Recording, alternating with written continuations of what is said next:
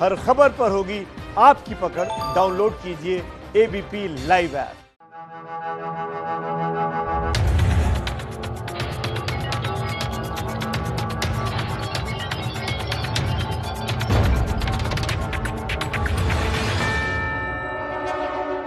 नमस्कार, आप देख रहे हैं एबीपी न्यूज। आपके साथ हूं मैं रोबिका लियाकत। एबीपी न्यूज पर आप सभी का स्वागत है। 5 बजे के सीधा सवाल में एक नए अंदाज में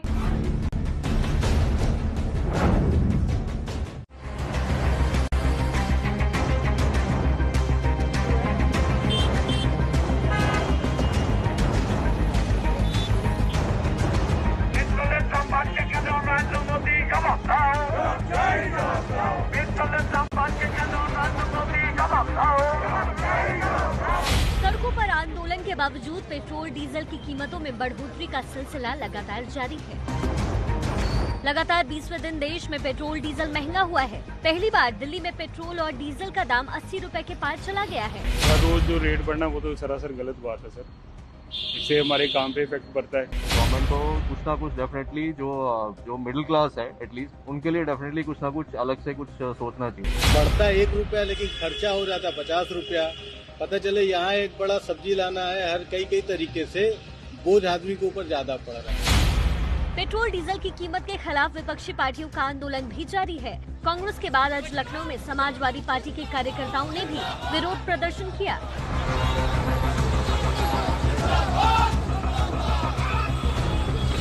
लेकिन राजनीतिक विरोध प्रदर्शनों के बीच अब विपक्षी पार्टियों के निशाने पर फिल्मी सितारे भी आ गए।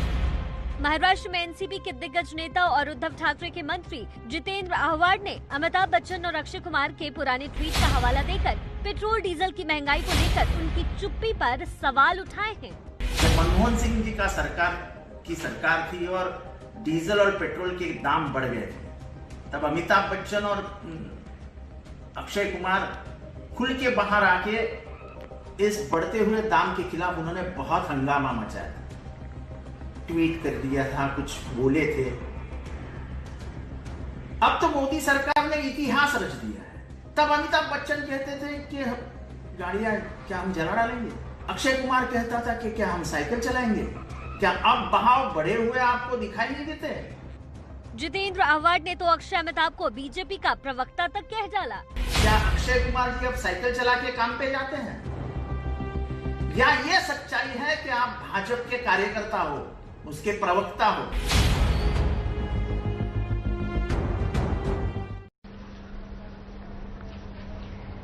तो आप समझ ही गए हैं कि आज सीधा सवाल किस मसले पर है। देखिए, देश हित की बात होती है। यहाँ पर जो चीज देश के हित में होगी उसके साथ हम खड़े रहेंगे, लेकिन जहां अहित होगा, जहां परेशानी होगी उस आम जनता को तो सवाल उठाए जाएंगे।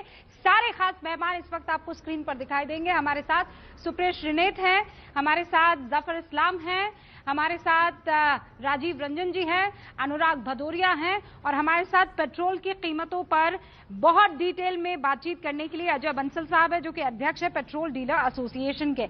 सुप्रिया श्रीनेत, आज सबसे पहले सीधा सवाल आप दागेंगी। पूरा हक आपको, आप विपक्ष में हैं और इसलिए आज की तारीख में विपक्ष का किरदार और अहम हो जाता है। जब आम जनता त्राही त्राही करती है कि 20 दिन हो गए हैं, 80 पहुंच गया है प्रति लीटर पेट्रोल का दाम, डीजल उसके आगे पहुंच गया है, तो आप ऐसा कीजिए, सेंचुरी लगवा दीजिए ना। कब तक आम आदमी इस तरीके से पिसता रहेगा? धन्यवाद अपने शो पर इस बड़ी बहस को करने के लिए। बड़ा मुद्दा, सारे लोगों का मुद्दा है। हम, आप, किसान, गरीब, मजदूर सब कहीं ना कहीं इससे प्रभावित होंगे और मैं 30 सेकंड लेके बताऊंगी ऐसा क्यों होगा। मैं सिर्फ इस मुद्दे को विपक्ष के होने के नाते नहीं उठाना चाहती हूँ, कहीं पर जो अनर्थ हो रहा है उसको भी बताना जरूरी है। पेट्रोल और डीजल हमारे देश में डीरेगुलेटेड है। सिंपल शब्दों में इसका ये मानना है कि जो कच्चे तेल का दाम अंतर्राष्ट्रीय बाजारों में होगा उतना ही हमको वहन करना पड़ेगा उपभोग करने के लिए। जब अंतर्राष्ट्रीय बाजार में कच्चे तेल का दाम जो है वो गिरकर $40 से नीचे हो गया है, तो आज हम अपने देश में सबसे ज्यादा कीमत पेट्रोल और डीजल की क्यों दे रहे हैं? पेट्रोल और डीजल जो डीजल यूज करता है कृषि में, वो क्यों इसकी कीमत वहन कर रहा है? और सबसे बड़ा सवाल तो ये है कि सरकार ने 2014 से कोविड के बाद नहीं हुआ है। एक्साइज ड्यूटी निरंतर बढ़ती गई है, जिससे उनको 20 लाख करोड़ का फायदा हुआ है। आज जब कच्चे तेल का दाम गिर गया है, जब लोगों की क्या है, आप वो कोई बढ़ाने के लिए उसको रोल बैक करिए, कुछ तो रियायत लोगों को दीजिए। हम हंसकर, जब तेल का दाम ज्यादा होगा हम हंसकर ज्यादा देंगे, हम सहेंगे उसको, लेकिन जब का दाम गिर गया है तब तो आप हमें थोड़ी सहूलियत दीजिए। पास ऑन द बेनिफिट, ये तो किसी भी सरकार को करना चाहिए। और एक छोटी सी बात मैं ये कहना चाहती हूँ कि 2004 अगस्त में यही दाम था जो आज कच्चे तेल का दाम है। उस समय हम 36 रुपए प्रति लीटर पेट्रोल दे रहे थे, 24 रुपए प्रति लीटर डीजल दे रहे थे, और एक एलपीजी सिलेंडर पे जिसपे खाना पकता है 261 रुपए दे रहे थे। आज उस पे 591 रुपए दे रहे हैं। तो कहीं पर इतनी असामान्यता की वजह से ये सवाल उठाना पड़ेगा। आज आम जनता, मैं आज अपने कंस्टिट्यूएंसी महाराजगंज में हूँ, मैं लोगों से मिली, इस पर प्रदर्शन भी हुआ। यहाँ पे लोग पूछ रहे हैं क्यों इतना दाम बढ़ रहा है जब कच्चे तेल का दाम घट रहा है। सिंपल सा ये सवाल है, और ये विपक्ष और सरकार की बात नहीं है, ये आम आदमी का मुद्दा है। सिंपल सा सवाल है। जफर इस्लाम साहब, बगैर इधर उधर किए बता दीजिए कि आप क्यों, जब आपको जनता को राहत पहुंचानी चाहिए, नौकरियां जा रही है, उनके पास ज्यादा पैसा है नहीं, और आप अब ये कह रहे हैं कि भाई ऐसा है साइकिल निकाल लो अपनी। वैसे ये बात पहले अक्षय कुमार किया करते थे, लेकिन आप कहना तो यही चाह रहे हैं। क्यों बढ़ा रहे हैं जब अंतर्राष्ट्रीय बाजार में तेल की कीमतें घट रही हैं? तो देखिए रुबिका जी, जैसे आपने उनको 1 मिनट दिया, 1 मिनट में सारी बात। सबसे पहली बात कि आज जो महामारी का समय है, देश हो या पूरे विश्व में, जिस तरह की महामारी की वजह से इकोनॉमिक एक्टिविटी बंद हो गई है, बिल्कुल ठप हो गया है, और लॉकडाउन की वजह से जो सरकार की आमदनी खत्म हो गई, और एक क्राइसिस का सिचुएशन सिर्फ इंडिया में नहीं पूरी दुनिया में क्राइसिस सिचुएशन है महामारी की वजह से। ऐसे में 2-3 ही विकल्प है। ये मजबूरी है सरकार की, इसलिए कि अगर आपकी जीएसटी सारे रेवेन्यूज के एवेन्यूज बंद हो जाए तो आपके पास जो रेवेन्यू है वो उस रेवेन्यू को कम से कम आप रेज करके, जो गरीब, इसलिए कि सरकार की कई और रिस्पॉन्सिबिलिटीज होती है। सरकार ये नहीं कह सकती कि छोड़ो गरीबों को मरने दो भाई, मिडिल क्लास को छोड़ दो, अभी पैसा नहीं है, ऐसा नहीं कर सकती है। सरकार की अपनी रिस्पॉन्सिबिलिटी होती है। वेलफेयर स्कीम जितनी सरकार ने अनाउंस की, जब 1.7 लाख करोड़ का स्कीम किया लॉकडाउन के बाद, वो पैसा कहाँ से आएगा? फंड तो करना है सरकार को।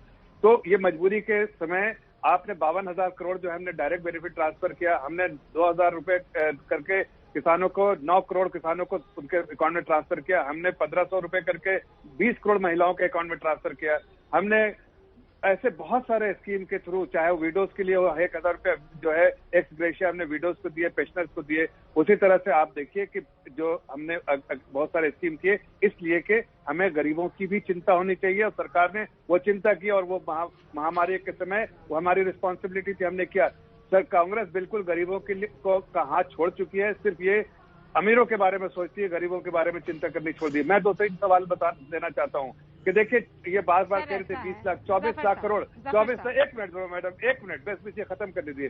24 लाख करोड़ जो है आप ये बार बार कह रही है, 20 लाख 24 लाख करोड़ का इनकम हुआ।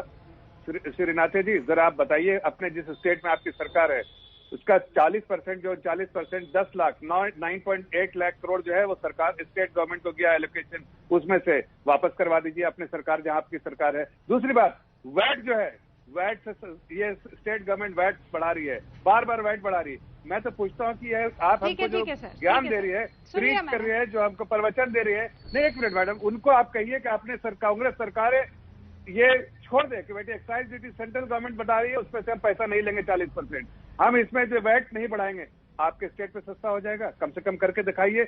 इस तरह के प्रवचन मत दिए जो खुद प्रैक्टिस नहीं करते। और दूसरी बात मैं बताना चाहता हूँ कि अगर आप मिडिल क्लास की बात करते हैं,